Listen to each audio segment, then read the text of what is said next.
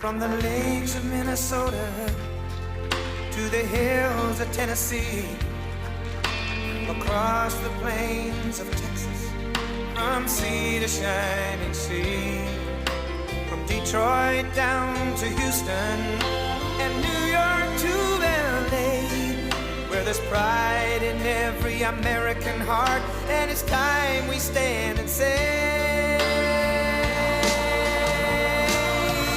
that I'm proud to be an American, where at least I know I'm free.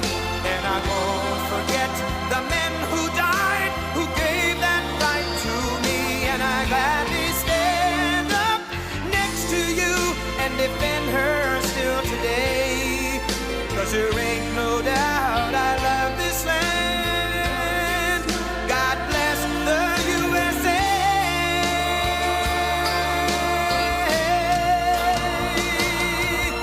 And I'm proud to be an American, where at least I know I'm free.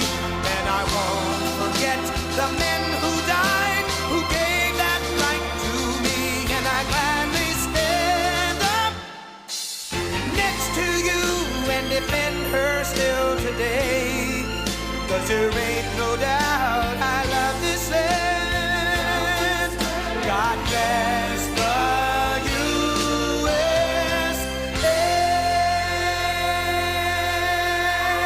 Thank you very much. Thank you very much. A lot of rich people in this audience. I'm looking left, right, center, all the way in the back. They're rich too. But I'm thrilled to be back with so many friends and partners, leaders and innovators here at the Future Investment Initiative. And it's a really great group of people, very smart group of people. They know what's happening in the world.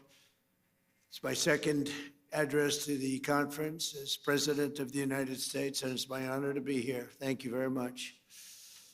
As you know, we're gathered at a moment of bold action and historic decision to make America and our allies safer and stronger, more prosperous, more successful than ever before. And that's what's happening.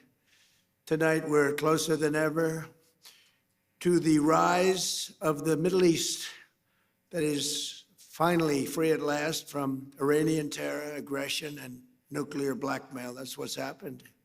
It was nuclear blackmail for years and years. And beyond that, there was blackmail, period. Under my leadership, America is ending the threat posed by this radical regime, decimating Iran's capabilities with Operation Epic Fury, something that nobody's ever seen anything quite like it. We have the most powerful military in the world by far. I built it in my first term. Remember, I said $1 trillion. They all said, what do you mean $1 trillion? $1 trillion. Every year, another trillion the next, another trillion.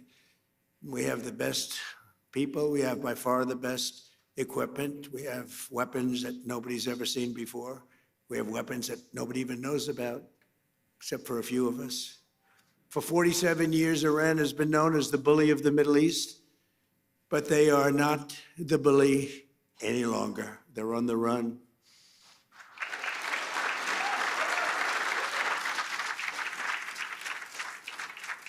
Last June, America's armed forces obliterated Iran's key nuclear facilities in one of the most spectacular military actions of all time. Nobody has ever seen anything like it. In the dead of night, no moon, 1 o'clock in the morning, we went in. It was called Operation Midnight Hammer. And every single one of those bombs hit their mark. Air shafts. They will never build an air shaft again, I promise you that. They went right down that granite mountain through air shafts. Most incredible technology you've ever seen, that a thing like that. And it was decimation, it was obliteration. One of the networks said, well, maybe it wasn't that bad. It was that bad. It turned out to be even more than we thought. But after that attack, the Iranian lunatics refused to cease their pursuit of nuclear weapons. And I have to say, before that, Barack Hussein Obama, did you ever hear of him? Barack Hussein Obama, he had the Iran nuclear deal. He went to Iran. He paid him. Remember, he sent two Boeing 757 jetliners They took the seats out and they piled it with cash, like 1.7 billion of cash. That's when I realized the president is very powerful. The presidency is a very powerful thing when you can do that. I haven't done that yet. I haven't found a reason to do that yet, but that's big. 1.7 billion in cash. You know, there wasn't a bank in DC, Virginia, or Maryland that had any money after that disaster. But they sent the cash to Iran, but more importantly, they signed an agreement, the Iran nuclear deal, which if I didn't terminate it in my first term, I terminated it almost immediately. If I didn't terminate it, they would have had a nuclear weapon long ago, and they would have used it on the Middle East, Israel and the Middle East. And you know the Middle East because when you look at all the missiles that got fired, UAE had 1,500 missiles shot at it. They didn't think they were going to have any. Saudi Arabia didn't expect to have, I mean, we have the most powerful Saudis. Oh, Yasser, you are so powerful. But Yasser, you didn't expect any missiles going to Saudi Arabia. They didn't expect them in Qatar. They didn't expect them in Kuwait, in Bahrain. The missiles rained down on you. They were going to hit you with nuclear or whatever they had. But we stopped it. We stopped it. We stopped it with him. And then there was a big moment also in my first administration when I took out Soleimani. And a lot of people think that might have been the biggest thing of all because he was a mad genius. He was a vicious, horrible human being, but he was a great general and a great leader, if you define a leader in a certain way, very, very powerful leader. In fact, he was so powerful that I really think that the leadership of Iran was extremely happy when I took him out, but they don't say that, but nobody's going to be asking him anymore because they're not here either. But getting the termination and terminating the Iran nuclear deal that was done by Biden and Obama, I would say mostly Obama. Actually, I don't think Biden knew where he was then, too. He had no idea. If you said to him, the Iran nuclear, what's that? But there was 4 years of hell we had with this guy as our leader, I'll tell you. And then we hit him with the B-2 bomber, so we did it twice. But if they would have had a nuclear weapon, it would have been a whole big deal. And I wouldn't be here right now, and probably you guys wouldn't be too happy. You might be in an area, who knows where you would have been. But we did it twice. And I really believe we saved the Middle East. We saved not just Israel, we saved the Middle East. And it was proven by all those rockets that fired down upon you. Saudi Arabia got hit a lot. You all got hit, and nobody expected any missiles to be wasted. You would have thought they were only going at Israel. They weren't. As President of the United States, I would never allow the world's #1 state sponsor of terror to obtain a nuclear weapon. I said that for a long time. And I didn't. To defend America and our allies over the past 27 days, the U.S. Armed Forces, most powerful in the world, have been annihilating Iran's military capacity with force, precision, skill like the world has never seen. It was violence, actually, really violence. We're crushing Iran's currently, as we speak. I just looked. We had another big day. We hit them. They don't know what's happening. Remember this. They lied about 3 days ago. I said, yeah, we're negotiating with Israel. We are not negotiating. They're being hit so hard, anybody would be negotiating. They are negotiating. They're begging to make a deal. They're begging to make a deal. Turned out I was right. They were negotiating, which they admitted 2 days later. And in order to make up for their misstatement, they said, we're going to send you 8 ships of oil. And the following day I saw, this is 2 days ago, I saw on one of the networks, very strange, there were 8 ships of oil coming out of Iran. And then they actually said, we're going to add an extra 2. And they added an extra 2, so we had 10 ships. And then people realized we were actually negotiating. We're negotiating now, and it'd be great if we could do something, but they have to open it up. They have to open up the Strait of Hormuz. Excuse me for this. I'm so sorry. Such a terrible mistake. The fake news will say, he accidentally said, no. There's no accidents with me, not too many. If there were, we'd have a major story. No, well, we had that with the Gulf of Mexico. Remember the Gulf of Mexico? And one day I said, why is it the Gulf of Mexico? We have 92% of the area around it. They have 8%, really less than 8%. But for 350 years, it was good. You know, they were there 100 years longer than us, Mexico. They're at 350, we're at 250. And I said, often asked myself, why do we call it the Gulf of Mexico? It seems like we dominate. Well, when I checked, it was more than 92%. So I announced, I wouldn't say Mexico was thrilled, but I announced that from now on, the Gulf of Mexico is going to be called the Gulf of America. And it took about 1 hour and it was done. Everybody, I mean, the president called me. She's really a nice person too. I like her a lot. She called up. She had the most beautiful voice. She's a very elegant woman, has a beautiful, beautiful voice. She goes, President, tell me, this is not so. No, it's so. Oh, it's so. And then Google Maps changed it. We won the court case in about 1 hour, and Google Maps changed the name. And it's now the Gulf of America, which it should be, in all fairness. We're crushing Iran's weapons stockpiles, destroying their missiles and drone factories at levels nobody ever thought was possible, and turning their defense industrial base into nothing. Iran's navy is gone. It's all sunk at the bottom of the Gulf and elsewhere. Did you see the attack submarine that we have went after one of their boats? It was called the Salman. It was the pride of their fleet. But this attack submarine goes like 60 miles an hour. I'd never saw anything. And it caught them in about 2 minutes. And that was the end of the Salman. Now, then they're 100% dead. They have 22 mine droppers. They go on mine droppers. And the mine droppers, 22, all 22 are gone. So I guess they can drop mines, but they're going to have to take them out by a rowboat because they don't have any boats. Their Air Force is dead, totally, completely dead. It's out of business, no planes left at all. Their anti-aircraft and communications capabilities are totally dismantled and dead. And their leaders are all dead. Other than that, I think they're doing quite well. No, their leaders are dead. Their supreme leader is no longer supreme. He's dead. The son is either dead or in very bad shape because nobody's heard from him. I think he says, just keep me out of this. This is the only country where nobody wants to lead. There's nobody. Who would like to lead Iran? Please raise your hand, a big audience of distinguished. Who would like to be our leader? Dead silent. Nobody wants to lead. Now, we have an amazing military. We have the greatest intelligence apparatus that anybody's ever seen. We can tell you everything that's going on. We know everything that's going on. We're achieving each and every one of the military objectives 4 weeks ago. And we're doing it really, I guess, with 2 weeks.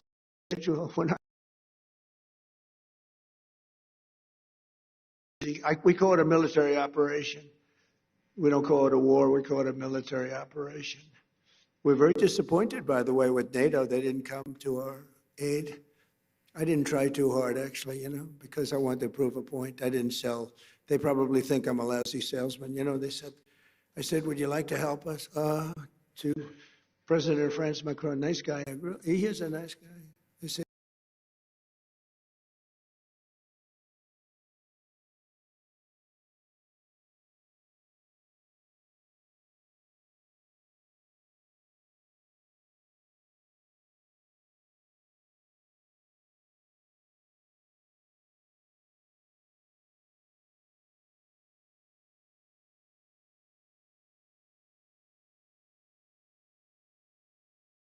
very well, but we could probably use them maybe for helicopters. And they said, yes, oh, yes, we are preparing them.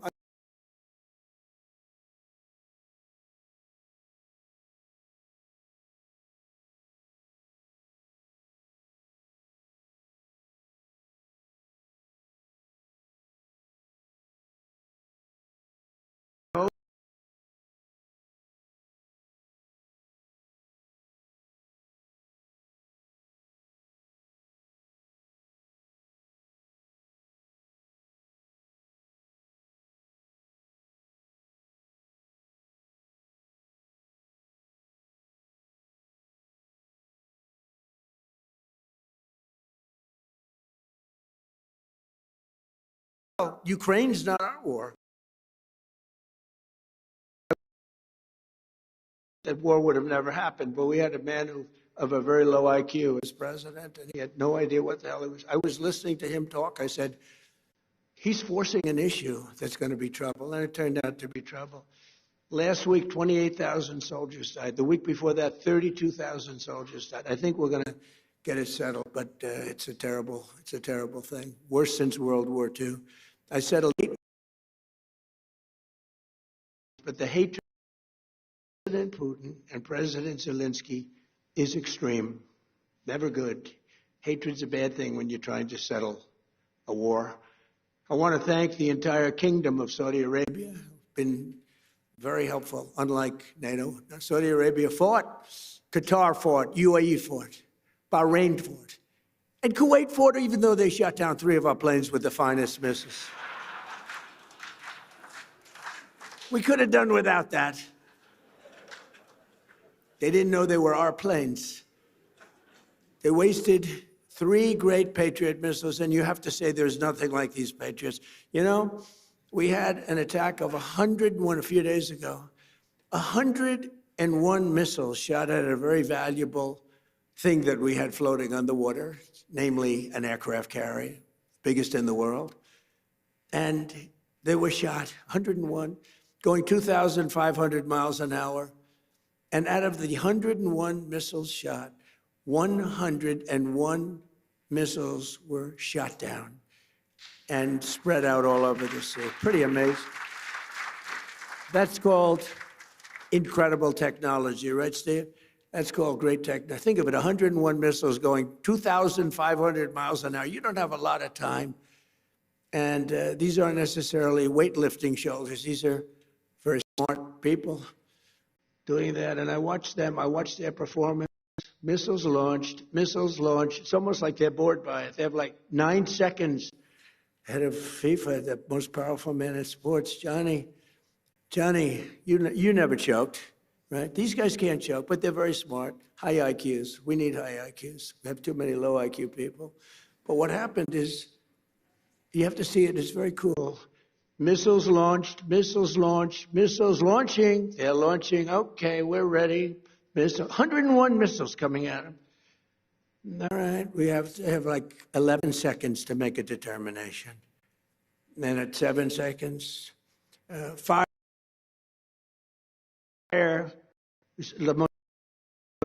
boom.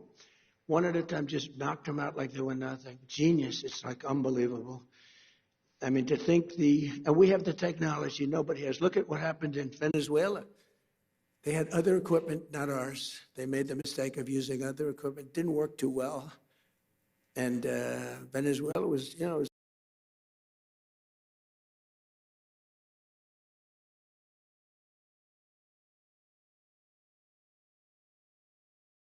a lot more powerful, but it's not powerful anymore. Within 2 days, I think the damage was done, but now it's really done. Now we're just going after targets. And they have no anti-aircraft, so we're just floating over the top looking for whatever we want, and we're hitting it. And we have another 3,554 targets left, and that'll be done pretty quickly. And then we, at some point we're going to have to determine what we do. But they've never seen anything like it. When we hit Venezuela, that's a very strong military country. They have soldiers. If you've ever been there, I've been there. They have a lot of soldiers walking around all over the place. Everyone's a soldier. Very military kind of a place. And there was a general, professional general, really good. And he said, we were all set for him. We knew there was a problem when we noticed at 1 o'clock in the morning, every 32 seconds, another airplane, a very fast plane, was coming off the deck of an aircraft carrier. That's actually the biggest aircraft carrier in the world. And every 32 seconds, boom, boom, boom. And it was 1 o'clock in the morning. So we said, okay, I think we're in trouble. But they were ready for us, Johnny. And we were ready. He said, we were ready. And then they hit us. And they came from 17 different angles. They were here, they were there. We ran for our lives. It was over. And it was over. And then we took this guy who was a very bad guy, and within literally minutes, he was in the back of a helicopter in a house that was in a big military base with thousands and thousands of soldiers. The house was all steel with steel doors, steel everything. They had the small steel doors, the big storage. We were equipped for anything. Even the big one would have been opened within 30 seconds. They walked in with blow torches. And within minutes, he was out of the house, being thrown into the helicopter, sailing away, and the soldiers just looked. Bye, bye. Enjoy your trip, sir. It was amazing. It was an amazing, but this is more amazing what's happening now, because we took a very strong country. I could see that, yes, sir, the problem you would have had. I mean, this was not a weak country. This was a strong country. They had over 10,000 missiles that they accumulated since October 2nd, if you think. Since the B-2s, really since the B-2s, they accumulated them in a matter of months, 6 months. But they had well over 10,000. They had rocket launchers. You know, rocket launchers are more important than the rockets, because you take a rocket launcher out, that's the end of that. People think you can take those big rockets and throw them out your window, like when you were a child with the paper airplanes. You said, it doesn't work that way. You need those launchers, and we knocked out now 97% of the launchers. That's why you may be attacked, but you're not being attacked with very heavy numbers of missiles like at the beginning. But in particular, I want to thank my friend, the Crown Prince Mohammed, who is a fantastic man and a great friend of mine, and a friend of all of yours, I think.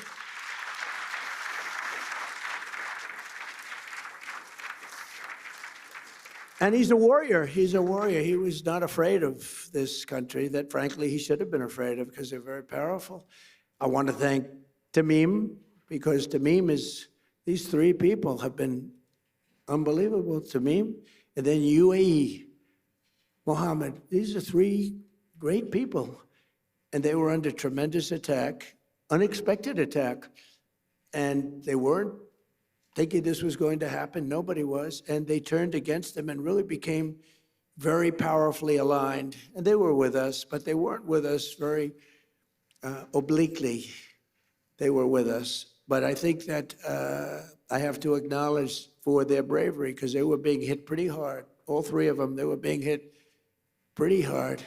The Emir, Mohammed, you had two Mohammeds and a Tamim, and they're friends of mine. And also I have to say that Bahrain and Kuwait, they were stand up, more so than NATO, I want to tell you, more so than NATO. Now, they're a little closer to the action than NATO in all fairness, but very disappointed with NATO. But I wasn't disappointed with our allies in the Middle East and others. We had tremendous support from countries that were not in the general area, but they were tremendously supportive. I think Turkey was fantastic, actually fantastic, and they stayed out of things that we asked them to, and he's a great leader. He's a great leader. And Indonesia was great. We had so many great, you learn who your friends are, really do. You learn who your friends are. And, but Indonesia, Turkey, and so many other countries. But the five were great. But your dear friend and my dear friend he was all man. He stood up and he wasn't scared. Maybe he was, I don't know, maybe he was, but he didn't show it. He was great, a great leader. Saudi Arabia can be very proud of because he's got a lot of titles. He's the crown prince. He's the prime minister. He's the future king. He's got about 7 other titles. I said, you have more titles than any human being on earth. He's everything. And he deserves to be, because he's a winner. So I just want to thank those people. So the Middle East will be transformed, and the future of that region I don't think it's ever looked brighter. You couldn't have, we did the Abraham Accords. I hope you're going to be getting into the Abraham Accords finally. Yeah, sir, will you please go back and explain? It's time now. Mohammed said, oh, yes, as soon as we do this, as soon as we do that. I said, Mohammed, we did that. Oh, yes, but we have a couple of other things. It's now time. We've now taken them out, and they are out bigly. We got to get into the Abraham Accords, and we hope all of the countries are going to be in the Abraham Accords. We have some very brave countries that did it, years ago. They went in, and you know who they are, the early four, and they did a great thing in doing it, and it was great for them also economically, but it was a great thing that they did it. But I think all the Middle Eastern countries are going to be joining now. And in some cases, I would say all the Middle Eastern countries and beyond. You have people not in the Middle East that want to be members. You'll be seeing that soon. In the meantime, the conflict in Iran also makes it absolutely vital for the radical left Democrats in Congress to immediately end their dangerous shutdown of our Department of Homeland Security. They want to play games. That's all they are. These people are lunatics. They sort of remind me actually a little bit of Iran. They're deranged. They're deranged Democrats. For 42 days, they've tried to completely eliminate funding for the #1 duty of government, which is keeping America safe. And they want no ICE. They want no Border Patrol. They want no protection of any kind to be given, reopening our borders and stopping all immigration enforcement in our country. They want to have our borders be open again. We took in 25 million people. We've gotten a lot of them out. Tremendous numbers of people that should never have been here. Over 4 long years before my election, these same radical, lunatic Democrats let 25 million people pour across our borders like they were nothing, like they were non-existent. These people were totally unvetted, unchecked, including murderers, drug dealers, gang members, vicious criminals, even the criminally insane. In 2024, the American people voted in a landslide to stop the invasion of our country. And I won all 7 swing states by millions and millions of votes. We won the Electoral College by a massive number. We won the popular vote, millions and vote, just millions. This was a big election. I loved every minute of it. And for the first time, no Republicans done anything like this in decades, but for the first time, we won the counties of America. That's a big one. 2,700 to 525. 2,700 to 525. 87% of the vote. We won 87% of the counties. In other words, it was a mandate like our country has not seen in many decades. It was a mandate for an ideology, which is an ideology.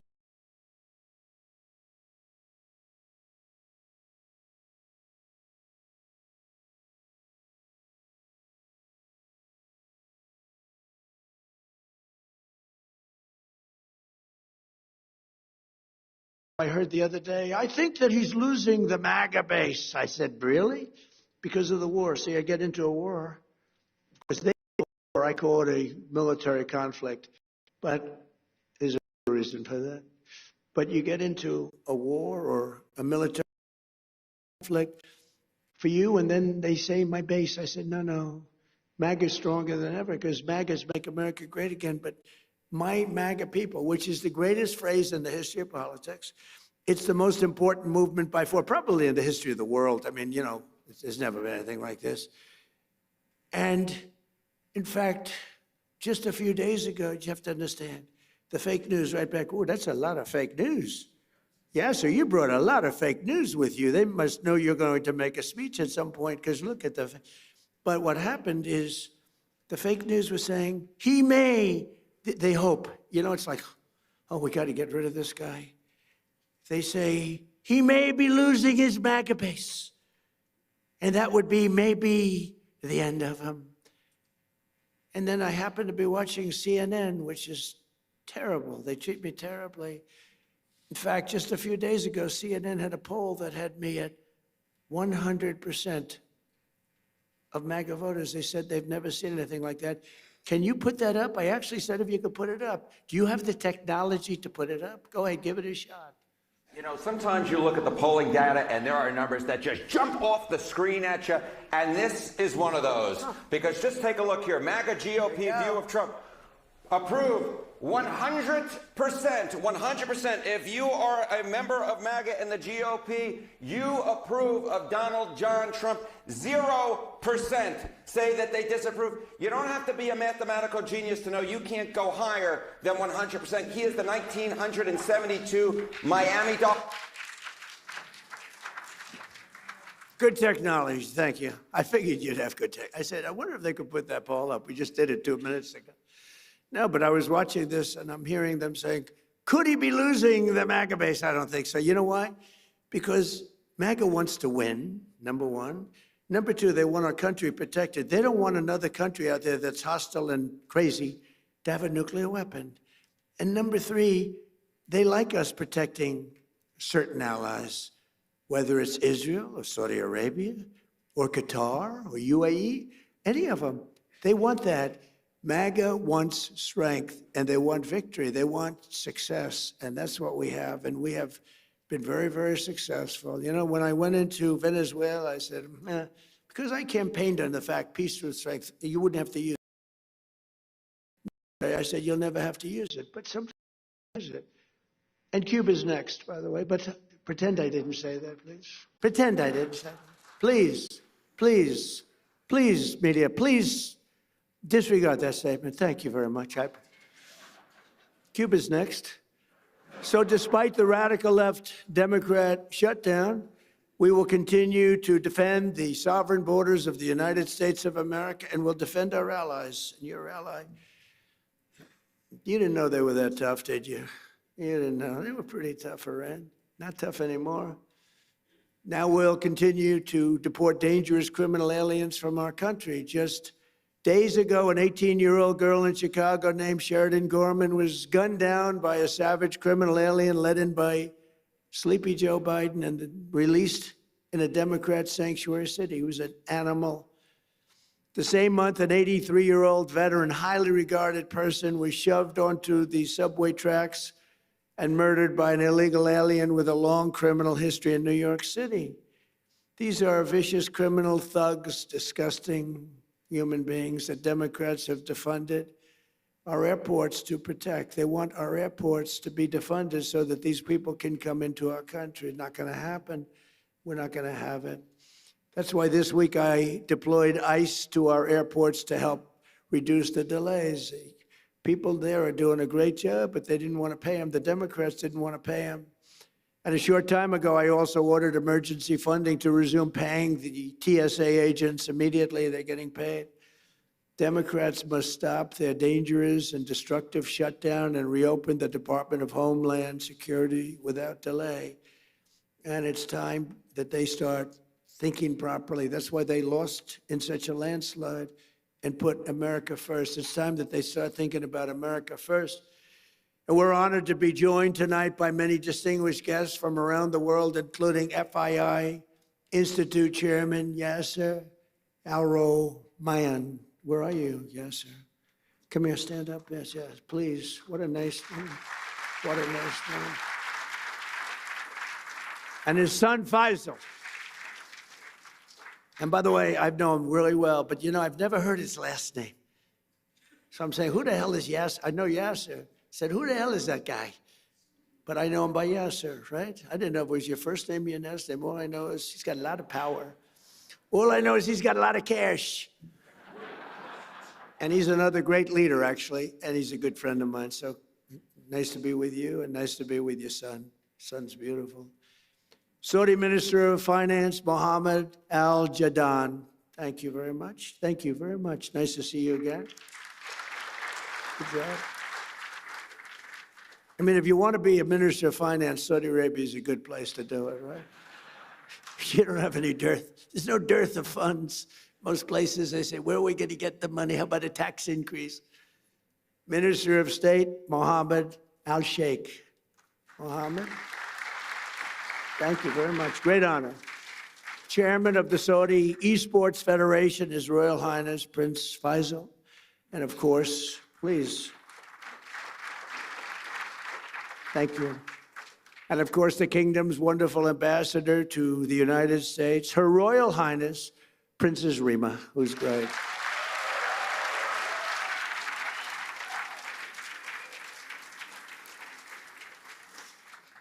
She's great. Also, I want to thank the president of Sierra Leone, Julius Madabio. Madabio, I love that name. Thank you. Great honor to have you. And chairman of the FII Institute Executive Committee, Richard Attias. Thank you, Richard.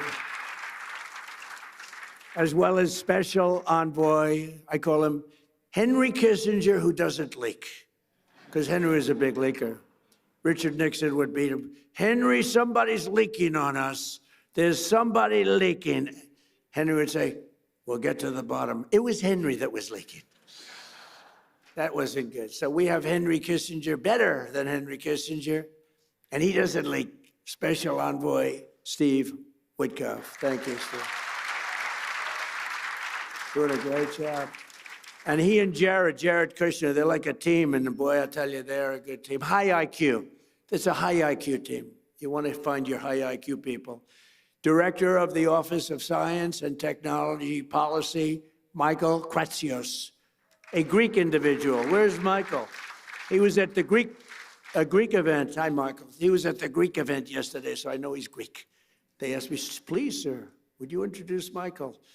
CMS administrator, a phenomenal man, a brilliant man. You know, he had a show on television for like 20 years that was so great. I was on his show. He said, would you do me a favor? Would you go on my show? I said, yeah, I'll go on your show. It's a big show. It was very successful. And I went on his show, and he determined that I should lose weight. This is what I went through. He said, I think you should lose weight. I said, I don't need you saying that in front of millions of people. You don't have to tell me that. But he's a great guy, and I don't know how he ever got the job after that, but he's the most powerful man, actually. Medicine, him and Bobby, what a team. Bobby is great. He's great. Dr. Oz, you know that, Mehmet Oz. And they're coming up with things that are amazing, a little out of the box, but the out of the box guys are really finding things that are amazing. Autism, that's so important to us. We want to find out, why is it happening in such large numbers all over the world, but why is it happening in our country all over the world? And you're coming up with some pretty impressive studies and answers. A really good friend of mine, the president of FIFA, Gianni Infantino, and Johnny is great. You know, when I didn't get the Nobel Peace Prize, you got to understand, I don't care. Norway has lost so credible. I stopped 8 wars. I even stopped India and Pakistan. And they were going at it for a week. They had 9 planes already shot down. They were in a war. I stopped them. You know how I stopped them? I said, if you keep fighting, I'm going to put a 250% tariff on each one. No, you cannot do that. I said, I'm doing it.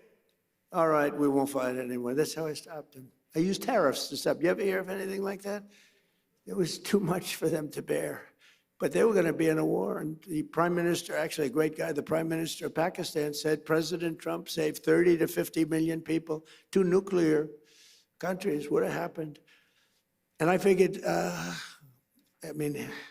if I don't get the Nobel Prize for Peace, nobody will ever get it. I didn't get it. I'm not surprised. I didn't get it. And the person that got it was shocked. She's a wonderful woman, too, by the way. And she said, no, I don't deserve it. President Trump does. Nobody deserves it. Nobody ever does. I stopped 8 wars, Yasser. Do you know what that is? 8 wars. You didn't stop 8 wars. You started 8 wars, Yasser. I stopped 8 wars. But it was a little early because, in all fairness, it was for the year before, right? It was for 24. But still, you thought they would have made an exception. But they didn't do that. You watch what happens. But it was sort of amazing. So she was so nice, and she actually came to the White House, and she presented me with her award. She's a wonderful woman. But stopping wars I think, it's the best. I think I do it the best. I stopped wars that nobody thought. President Putin called me. He said, I can't believe you stopped this one and this one, which are impossible. Azerbaijan, it was an impossible war to stop. We stopped it. But we also have a man who's probably good at stopping wars, I know he's good at being a tough guy. He is a tough guy. He's been very tough on crime, and he's done a great job. Miami Mayor Francis Suarez is here someplace. Francis, hi. How are you? And we have our great son. He's got the best genes, I think, of any human being I've ever known. He's my son, Don Trump. Don, he's a great guy. And his fiance, Bettina. Good, Bettina, good. No, my son's got the greatest genes in history. I'm a big believer in genes, by the way, I will tell you. My daughter, Tiffany, and her husband, Michael. My beautiful daughter, great, and they have a new child, the most beautiful guy we've seen, right? Blows us all away, right? He's great. Thank you for being here. And countless other business leaders. We have so many friends of mine here, so many business leaders, but we can't go on because we have a couple of moments more to discuss the world and the economy. Over the past 14 months, the Trump administration has achieved perhaps the most dramatic one-year turnaround of any nation in all of history. A short time ago, a man that we just discussed, the king, the future king of Saudi Arabia, and I also love the king of Saudi Arabia, what a man he is. When I was there, we bonded. He would grab me to get up. He was a little frail at the time, and this was a long time ago, and he's still doing well. And he'd grab my arm to get up when I was sitting next to him. And they said that's the only time he's ever grabbed anybody. He would grab me all the time. And I said, I think he likes me. And he did like me, and he still likes me, and he's a great man, and say hello to him. He's a great guy with a great son. But a short time ago, we were together, and he looked at me, and he said, you know, it's amazing. 1 year ago, you were a dead country. Now you're the hottest country anywhere in the world. He didn't think this was going to happen.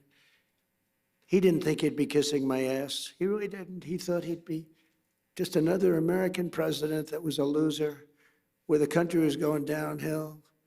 But now he has to be nice to me. You tell him he better be nice to me. He's got to be. But it was really something. He said, though, he said, you know, it's amazing, President, because he's a very smart, but a regular kind of a guy. He said, you know, it's amazing, President. A year ago, in that case, it was a year and a half. It was 6 months ago. But a year ago, you were a dead country. Now you're literally the hottest country anywhere in the world. And that was before we beat the hell out of Iran. You know, now I think he's got to say even better. I think we have to up it. But he's fantastic. And everything we do, we're working to make America the #1 place on earth to do business. We passed the largest tax cuts in American history, including no tax on tips, no tax on overtime, no tax on Social Security for our great seniors. We provided 100% expensing and bonus depreciation so that anyone who wants to build a factory can deduct the entire cost of equipment and the entire factory in the first year. That used to take 38 years to do. You'd take it little drips. Now it's done. And you know, a lot of people remember that my first 4 years was the most successful time we've ever had financially in the history of our country. We had an unbelievable success, but this is much better. And by the way, when this war ends, it's going to be like a rocket ship. I thought we were going to go down more, and I thought oil prices were going to go up higher than they are now. It's not finished yet. I'm not saying it's sort of finished, but it's not finished. It's got to be finished. And I thought that we would see a bigger drop in stock. Hasn't been that bad. You know, it's sort of crazy. I hit 50,000 on the Dow. People said that wouldn't be possible within 4 years. I did it in 1 year. And then we hit 7,000 on the S&P. People said that's even harder than hitting 50,000 on the Dow. And I did that in less than 1 year. Toward the end of the year, both of them, we broke every record, every stock record we broke. And you're big beneficiaries because so many of you invest in the United States, and keep doing it because it's going to be a rocket ship. You watch. But then I said, all right, do I have to do this? We have a country that's sick and demented, and they have a nuclear weapon, or they want to have one. They were very close to getting it. Remember, they were 2 weeks away. They were 2 weeks away. If we didn't hit that I call it the nuclear dust. I use the term nuclear dust. If we didn't knock the hell out of them, they would have had a nuclear weapon within 2 to 4 weeks, and they would have used it on you and on Israel and on everyone else. And I said, we really do have to stop and go on a little different journey for a little while and take them out and then go back to life. And that's what we did. And we did it violently. We did it powerfully. We did it with the respect of the world.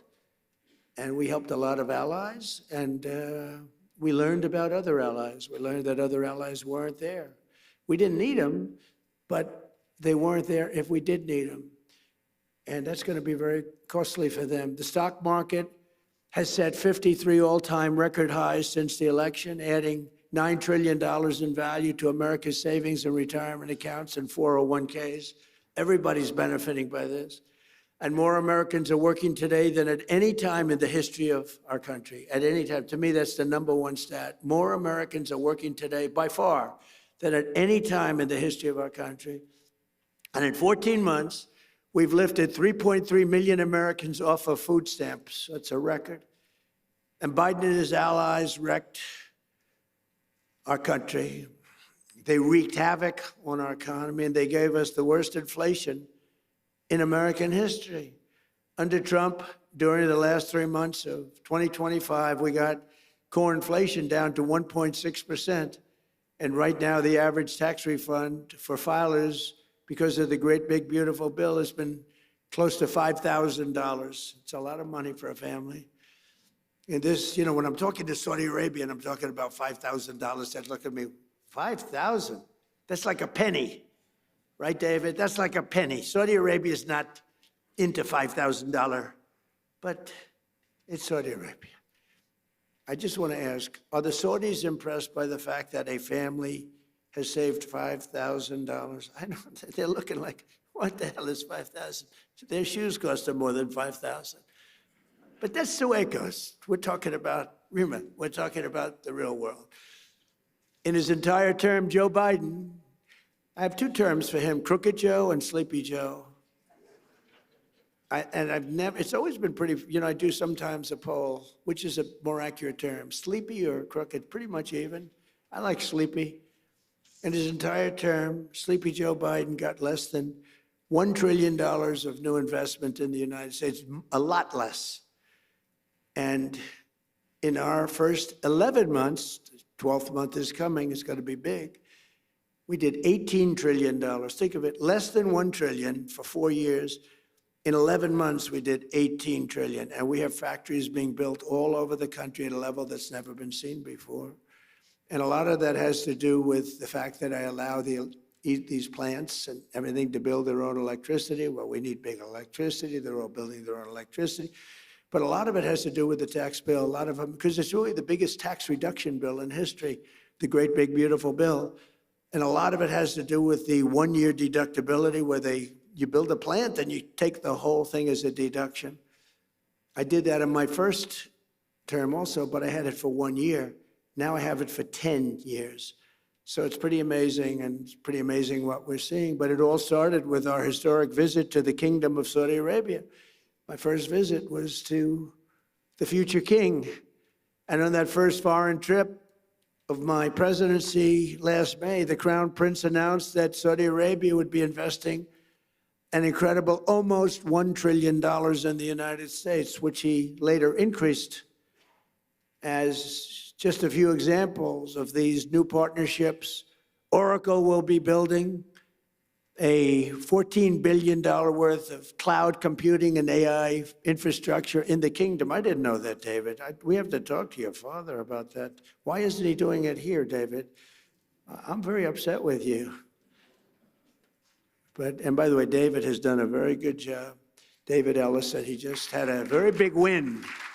And your father's very proud of you because your father said, that's a tough one. And you got it done. It's going to be a great success. You're going to be a great success. You're going to blow away your father. And he'll be very happy about that because he loves you. But it's a great family, great family. Say hello to him, okay? You're going to have a big, big success with the deal he made. Boeing is selling dozens of 737 airplanes in a deal valued at $4.8 billion and supporting approximately 20,000 U.S. jobs. And during our trip, the United States and Saudi Arabia, and I must say also Qatar, we visited, they were fantastic. And UAE, we visited, they were fantastic, all three of them. We took in a total of almost $3 trillion from just those three countries. But Saudi Arabia signed the largest defense sales agreement in American history, nearly $142 billion of the finest military equipment anywhere in the world. We make the best military equipment in the world by far. Nobody's ever figured out the Patriot. I mean, when you can shoot down 101 out of 101, that's good stuff, right? And those suckers are traveling at 2,000, Mr. Minister, 2,500 miles an hour. You better hope you don't have chokers sitting behind that desk. Because if they're about 1 second late, that's the end of it. You know, you say, well, we missed them, they're coming. When I hosted the Crown Prince at the White House last fall, we officially designated the kingdom as a major non-NATO ally, first time. And for the very first time, we agreed to sell Saudi Arabia perhaps the most capable fighter jet ever built, the F-35. The F-35 is amazing. And we sell them very sparingly. We don't want other people to have them. I'm confident that this partnership and so many others around the world will continue to grow and thrive because under President Trump, America once again fights and competes for one thing. We fight to win. We fight for justice and we fight to win. We don't fight to be politically correct like we did under other presidents where we fought to just keep fighting and fighting and fighting. And, you know, when I took out ISIS, I was told by generals it would take 4 to 5 years. And I met General Raisin Kane, who's our top person, head of the Joint Chiefs of Staff. I said, if I ever do this thing again, if I ever get in, I'm putting that guy as the head of the Joint Chiefs of Staff. I went to see him in Iraq, and I said, why is it taking so long to destroy ISIS? We have the best weapons in the world. And I understood why, but I had generals, I call them the television generals. They weren't any good. Mattis, Milley, they weren't any good. They were lousy. But they said, sir, it will take about 4 years. When I went over and I met General Kane, I said, how long will it take? 4 weeks, sir, you'll have a lot of time left over. I said, wait a minute, did you say 4 weeks? 4 weeks, sir. It'll take 4 weeks. You'll have a lot of time left over. That's our new head of the Joint Chiefs of Staff.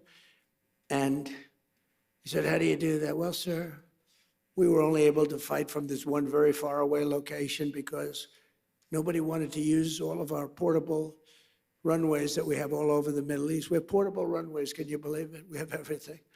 But nobody wanted to use them because they didn't want to insult the country where the runway was located. I said, they wouldn't even know. Do you think some country's going to know when we have jets taking off? They don't know. He said, well, I agree with you, sir, but whether they know or not, who cares? He said, so we have about 17 locations that we could take off. From this one, it took 8 hours to get to the destination. By the time we got there, we had to refuel all the time, and we had to come back. He said, but we have 17 different locations, sir. And, sir, we're going to hit him from the left. We're going to hit him from the right. We're going to hit him from the east and the west. And we're going to hit him from above. And you could see he was getting crazy. And I said, what's your first name? He said, Raisin, sir. What do you mean, Raisin? My name is Raisin. I said, you mean your name is Raisin Kane? And he said, yes, sir. You're the guy I'm looking for. I've been looking for you for 4 frickin' years. I found Raisin Kane. His first name is Dan, but his nickname is Raisin. And I love that. I loved Raisin Kane. And I said, if I ever get in, this was before I decided to even run, I said, if I ever run and if I win, that guy's going to be the head of the Joint Chiefs of Staff. That's exactly what happened. Then he was all for me, and I'm all for him, but he's a great general. He's like one of these football coaches that's great. You know, there's some great ones, Johnny, right? And all they do is they sit, their wives are complaining, everyone's complaining. They never go, they don't see anybody. They just go into the room and they study film and tape it. Then they go out and win, and everyone says, and other guys are out there playing golf. They're not winning. And he's been great. And Pete Hegseth has been amazing. He's been amazing. Pete has done a great job. He was born for it. I really believe he was born for it. We have a lot of great people. We have a lot. We had a great first 4 years, but the people we have now, look, when I won, I'd never done it before. I ran, everyone thought I was doing it for fun. Even Steve Witkoff, he said, "You're doing it for fun, right?" No, I guess, I don't know. I didn't know what I was doing it for, maybe. But they all said, no, he's gonna run, and in September, he's gonna have a lot of fun, he'll drop out. And then the debates came, and I did good in the debates, and we're knocking people off, all senators, governors, mostly senators and governors, all professional politicians, smart guys. You can't be stupid and be a senator or a governor. It doesn't work that way. Other than Biden, he got lucky. He was in a room, they locked him in a room, and he never got to talk. So, but that's a whole other story. But I ran, and then all of a sudden, there were 18 people, including me. Then there were 15, then there were 12, then there were 9, then there were 6, 5. It's like a rocket ship. 4. And then all of a sudden, I won. But I never did it before. I went to Washington. I said, I've only been here 17 times, and I've never slept over. I didn't know anybody. So I had to take recommendations from rhinos and some good people. I mean, there were recommendations, and some were really good. I mean, I had some great people. Look, I rebuilt our entire military in the first term. We got the largest tax cuts in history, the largest regulation cuts in history in the first term. We did good, but I didn't have the same people generally. But I went home and I watched this thing closely. And by that time, I knew the good, the bad, and the ugly. I knew the good ones. I knew the bad ones. And when I came back, I picked great people. We have an unbelievable, we're talking military now, but we have an unbelievable group because I got to know it. I was never in Washington. You know, it's hard. I never ran for class president. All of a sudden, ladies and gentlemen, your next president of the United States is Donald Trump. I said, really? I never did this before. Johnny, I said, how the hell did this happen, right? But it did happen, and we had a great first term.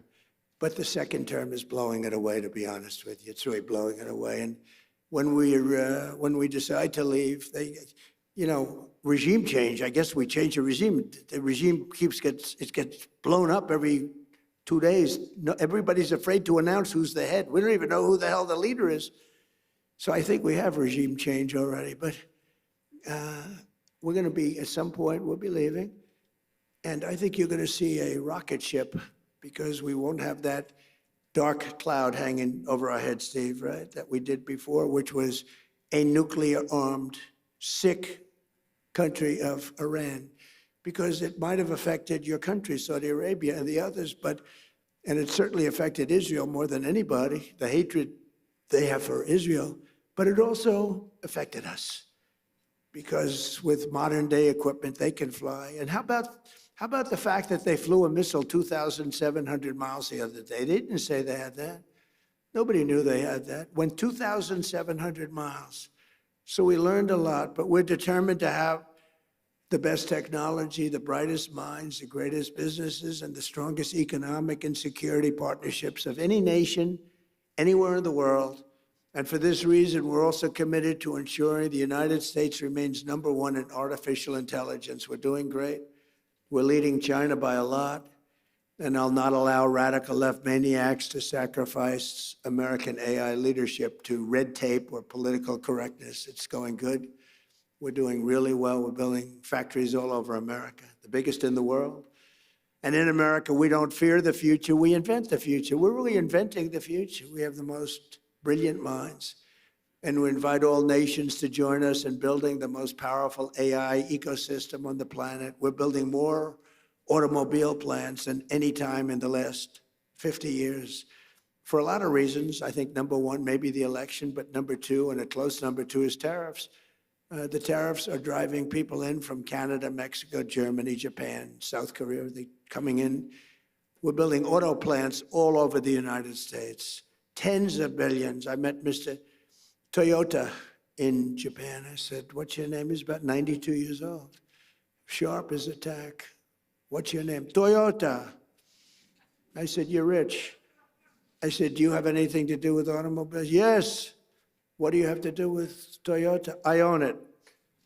And I said, well, do you want to make an investment? Yes, we're going to spend $10 billion, spending $10 billion right now on building 5 plants. Everybody is. They're all coming into America. We're going to be hotter than we were 70 years ago when we dominated the automobile. We made all of the cars. My administration has also worked tirelessly to ensure that America remains at the bleeding edge of crypto revolution. We're really doing great. And if we're not going to do it, then China is going to take it over. They want to do it. We're going to be the undisputed crypto capital and Bitcoin superpower of the world. Bitcoin's very powerful. It's all becoming powerful. So many people now, they want to pay you in crypto. They want to pay you in Bitcoin.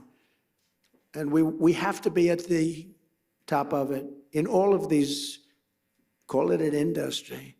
Last year, I signed the landmark Genius Act into law, creating a clear and simple framework for dollar-backed stablecoins. And this was a historic achievement, and I'll not allow Democrats and their big bank donors, although they've had a lot of support for crypto. They will say that. The Democrats have been very strong on crypto. They want to see it too, which is shocking if you want to know the truth. But we don't want any pointless regulations or needless restrictions. We want to have free enterprise, open. America became the world financial capital because we were the strongest and the freest nation on earth, and the Trump administration's going to keep it that way. We're very open. And I tell people, if you have problems, call me. And some of them are amazed. I actually take their call and get their problem solved. For 4 long years, our country was pushed to the brink of destruction by radicals and thugs and stupid people who punished success, pillaged our economy, dismantled our borders, and surrendered our strength. But today, all of that is behind us. Our country is prospering again, I think, like never before. I would say, you know, it's amazing. I knew I'd do it. I didn't know I was going to do it. I had no idea it was going to be this fast. But you never know. I had no idea I'd be going into Iran. I didn't think we'd have to do that. But it turned out we did, because they became more and more radicalized and more threatening. Our economy is booming again, and America is respected again all over the world, perhaps like never before. With the help of business leaders, innovators, allies, and partners like those in this room, incredible people in this room, incredible success stories, the most successful people in the world. We'll seize every opportunity, overcome every challenge, defeat every threat, and America and our allies will thrive and prosper and win like no nations have ever won before. You're going to win like you've never had before. So I want to just thank everybody very much, and I'm asked to take a few questions. And unlike other politicians, they would like the questions screened. I don't ask for screening of the questions. You can ask me anything you want. You can talk sex. You can do whatever the hell you want. I'm here for you. Whatever question you want, you can ask. So do you want to do that? Do we have some people handling this? Here he comes. Look at this man. Very powerful man coming up, ladies and gentlemen. We'll take some questions. Good. Thank you. Thank you very much, Mr. President. Thank you so much. And thank you for accepting to take 5 questions. We don't want to take too much of your time. So let's talk about business. In one sentence, where should the world invest in America right now? Say it, what? Where should the world invest in America right now? Well, look, the one that they're going crazy about is AI. Now, sometimes you'll say, let's go the opposite, because I've seen it. You know, everyone goes, but AI is going crazy. AI, so my family, we made Don, the whole family. Erica's doing a good job. All of us, Ivanka, we liked real estate. When you can make money in real estate, it's a great business. But I see some of these guys come into my office, they're wearing a T-shirt and they're 24 years old. Dad, he's got a net worth of $24 billion. I said, you gotta be kidding. Off a little contraption. So, but the money seems to be, right now, AI. And also, if you're in school, like you're going to the Wharton School or the Stern School or any of these great schools, I mean, the numbers that they're paying to go into that business is incredible, where you see people getting $10 million bonus to sign, like baseball players or football players. We're giving you a $10 million. I mean, I hate to say because it sounds ridiculous, but there have been some $100 million bonuses paid to sign. So I think probably if you're going to say one thing, AI, and just hope that it works, right? You better hope. So, Mr. President, what is the one leadership trait the world is missing right now? What is missing in leadership? Well, it's winning. You got to win. You know, I've watched a lot of people, leaders, great leaders. And, you know, the one thing about sports is you break it down into, you know, a 2-hour period, something nice. You don't have to wait a lifetime to find out is somebody a winner or a loser. You got a lot of losers, mostly losers, fortunately. It's a good thing to have a lot of losers. I always like to hang around with losers, actually, because it makes me feel better. I hate guys that are very, very successful, and you have to listen to their success stories. I like people that like to listen to my success. But I find, and I found this, and I'm only kidding, I want to say that, sort of. But I find that people that win, it's much easier to lead when you're successful and you win. You know, Vince Lombardi was a very tough person, a very tough football coach. He was sort of a violent guy, actually. I knew him. But he won, and he got away with things because he won. You know, I used to say, if you win, winning helps you to become a better leader. People follow you if you win. And not everybody can win. Some people win, and some people don't win. But when you win, it's a lot easier to lead. Talking about winning, Mr. President, the world is entering in a new economic era. Who do you think are the winners and who do you think will be the losers? Are you talking about as nations? Yes? Well, or sectors? The United States right now is the hottest country anywhere in the world, by far. And we've done it very quickly because we have a good system. Now, it's somewhat radicalized because the Democrats are really holding us back, and you better hope they don't get in because they'll destroy a lot of what we've built. But right now, the United States, as the king, future king of Saudi Arabia said, we're the hottest country anywhere in the world. I must say, I respect China greatly because it's amazing that with a system that in theory shouldn't work, you know, we go to school and we go to the best business schools and we do well in those schools. And we read about free entrepreneurship, and we read about all of these different things. But you look at China, how well they do, how well they manufacture. I mean, they manufacture cars so many that they actually have a contest for who can manufacture the least cars because they have so many cars. You have to have great respect for China for the job they do. Like them or not like them, you have to respect them. So precisely, you will be going to China in May. Yes, I'll be going. We had a meeting, and I called up President Xi. I get along really well with him. He even approved the TikTok deal. He said, I will not approve that deal to other people, not to me. And I thought it was good if we could keep it going. I like it because I'm the #1 person on TikTok. Can you believe it? I put a chart up there, another chart. You want to put another chart up?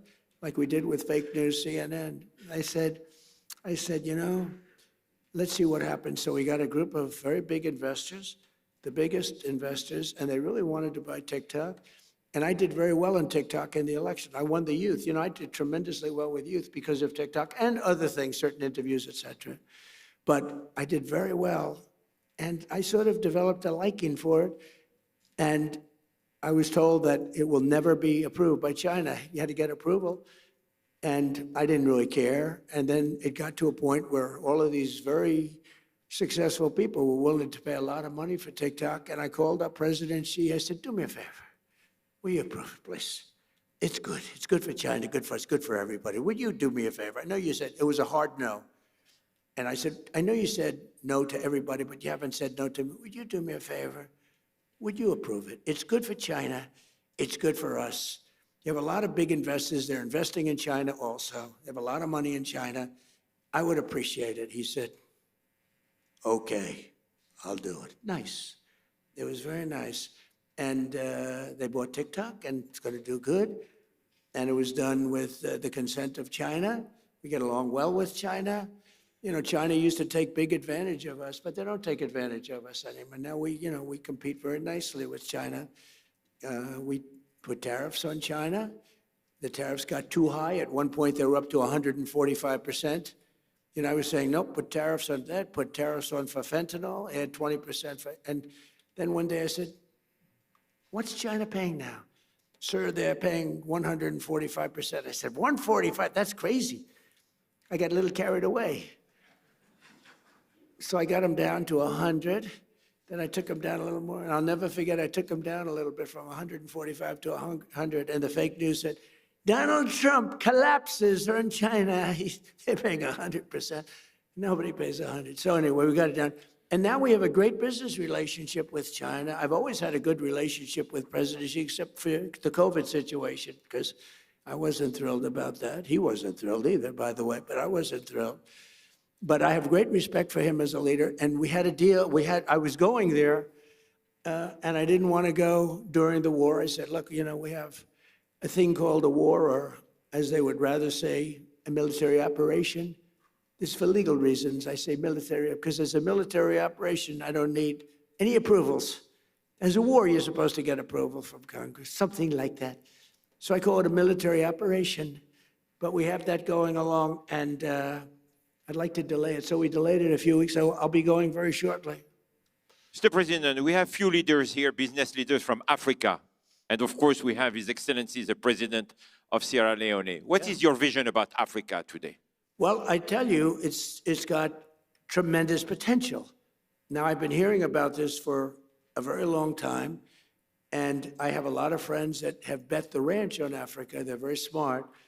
It's got tremendous earth. It's got tremendous value underground, which is a very important. So do we. So does America. We have the most oil and gas and coal and everything of any nation on earth. It's a big advantage. But Africa has tremendous value in its land. And if they can unify and get together, I think it's got tremendous potential. I have a lot of very smart friends that they're putting everything into Africa. What do you think, Mr. President, is today the biggest mistake that leaders are making right now? Not sticking together. I think that NATO made a terrible mistake when they wouldn't send a small amount of military armament, when they wouldn't send just even acknowledge what we were doing for the world and taking on Iran. I never considered it very risky, but war is always risk. You know, a lot of strange things happen in war that are very bad, but I didn't consider it. I know how great we're the greatest military by far anywhere. There was nobody close. I didn't think there was a big risk, but there's always surprises with war. They can be very bad surprises. I mean, wars are lost that should be won. Many wars are lost. You think a country is going to wipe somebody out, and they end up getting wiped out themselves. So it's always risky. But I think a tremendous mistake was when NATO just wasn't there. They just weren't there. It's going to make a lot of money for the United States because we spend hundreds of billions of dollars a year on NATO, hundreds of protecting them. And we would have always been there for them. But now, based on their actions, I guess we don't have to be, do we? Mr. President. That sounds like a breaking story, yes, sir. Is that breaking news? I think we just have breaking news. But that's the fact. I've been saying that. Why would we be there for them if they're not there for us? They weren't there for us. If you had one bet on the future, what would it be? That the United States will, with good leadership, remain the dominant country anywhere in the world. But you still need leadership. I mean, look at the last 4 years were so bad with the bad leader. You need leadership. And, you know, in theory, you need to have that. You need the open, fair elections. You need a free press. We have a terrible press. We have a very corrupt media. Think of it. I got 96% negative stories, and I won in a landslide. And you know what that means? That means that the media has no credibility. You can't get mostly bad stories, fake stories. They were fake. The polls are fake. That's why I appreciate that one poll that I saw up there at 100%. She's never seen 100%. Nobody has. But you have to have a free and open media. And when a media can give you 96 to 97% bad stories, they write stories about it. Trump received 97% bad stories, and I won in a landslide. And that means very simply that the media has no credibility because that can't happen. Now, I also have a voice more than most people. I can come up and talk about it and convince people without necessarily reading the New York Times, which is fake. I mean, if you read the New York Times, you would think we're doing badly against Iran. Remember, they have no Navy, wiped out. 159 ships at the bottom of the sea in 3 days. They have no Air Force, all wiped out. They have very few missiles left. Their drones are at a minimum. Their factories are gone. Their leaders are gone. The leaders are all dead. They're all dead. Nobody ever heard of the people that are left. And if you read the Times, you think we're doing poorly. It's almost treasonous, I have to be honest. It's almost treasonous. But fortunately, we have other media that's fair and honest and honorable. And you have to go out and do some of your own talking because nobody else will. You know the expression? I have to sell myself because nobody else will. My last question, Mr. President, is the same question I asked you last year. What do you want your legacy to be? Well, I'll tell you what. So I told you that I settled 8 wars. That means millions and millions of people. And some of those wars were going on. One was 34 years, one was 32 years, one was 29 years, one was 22 years. They were long-term wars and a lot of people being killed every year. So I've saved millions and millions of people. And I mean, I know it doesn't sound right for me to say this, but I'd love my legacy to be made as a great peacemaker, because I really believe I'm a peacemaker. It doesn't seem it right now, but I think I'm a peacemaker. Okay? Ladies and gentlemen, Mr. President of the United States of America, Donald J. Trump. Thank you very much.